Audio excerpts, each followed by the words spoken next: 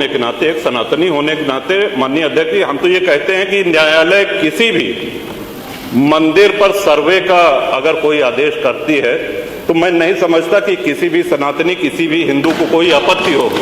हमने किसी के धर्मस्थल तोड़ के अपने धर्मस्थल नहीं बनाए।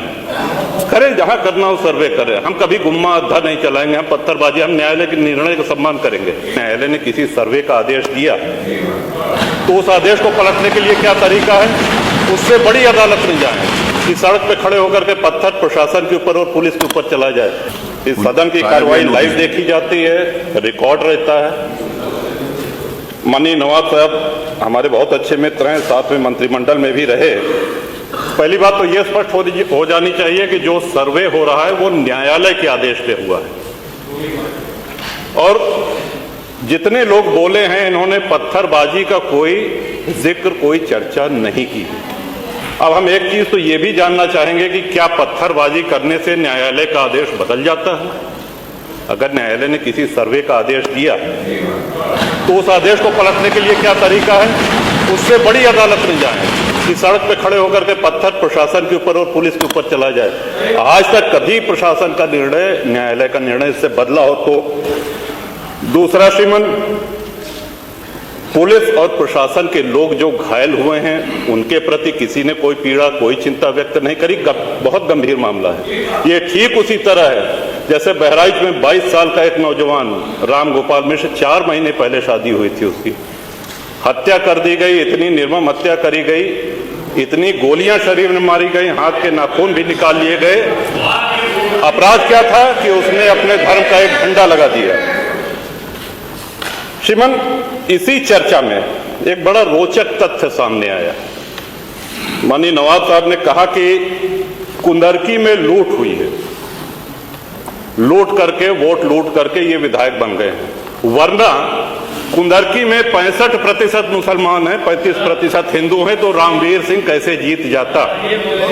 ये कार्रवाई में है हमारा। तो मनवर, एक सवाल हम ये भी करना चाहते हैं कि जिन विधानसभाओं में मुस्लिम मतदाता की संख्या हिंदू से कम है, क्या वो लूट करके विधायक बन के आते हैं? या क्या हिंदू बाहुल्य जो विधानसभाएं हैं वो मुसलमान को वोट नहीं देती? इस हिसाब से तो यही लगता है कि सबसे बड़ा आश्चर्य धरती का यही हो गया कि जब 65% मुस्लिम है तो हिंदू कैसे जीत गया?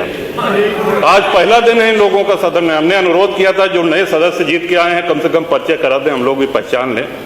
हमारा कोई परिचय नहीं है रामवीर जी से, लेकिन वो निर्वाचित सदस्य हो चुके हैं, सदन के सम्मानित सदस्य हैं। उनका इस तरह से अपमान करना, उनको लुटेरा कहना, ये तो आपत्तिजनक है।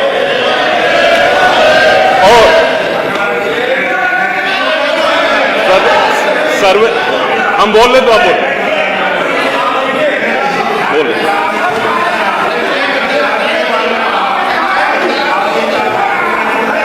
माननीय अध्यक्ष जी, 2 मिनट में अपनी बात 2 मिनट में अपनी बात समाप्त कर रहा हूं। 2 मिनट में अपनी बात समाप्त कर रहा हूं। हम लोगों ने भी बड़े धैर्य से सुना। तो इस सदन का एक क्राइटेरिया, एक मापदंड क्या ये तय मान लिया जाए कि जहां हिंदू अधिक है वहां हिंदू विधायक को ही जीतना चाहिए, मुस्लिम विधायक सिर्फ वहीं से जीतना चाहिए जहां मुस्लिम की आबादी 50% से अधिक है? अगर ऐसा नहीं हुआ तो ये मान लिया जाए कि वोटों की लूट हो रही है या विधायक लुटेरा बन के वोट को लूट करके जीत करके आया है, बेईमानी से आया है। तो श्रीमान, ये तो इन शब्दों को कार्रवाई से हटाया जाना चाहिए। ये सदन के विधायक का अपमान है। और एक बात और कही गई कि सर्वे शांतिपूर्ण चल रहा था।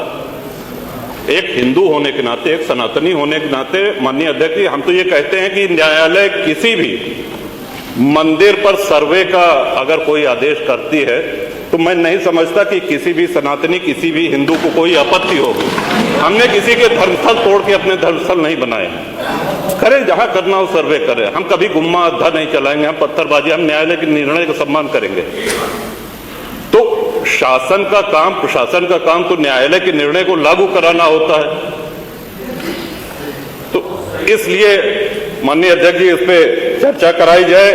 चर्चा में भाग लेने की इच्छा इधर भी है, इधर भी है, बहुत से लोगों की है, और चर्चा कराई जाएगी तो बहुत सी सच्चाइयां सामने आएंगी। बहुत बहुत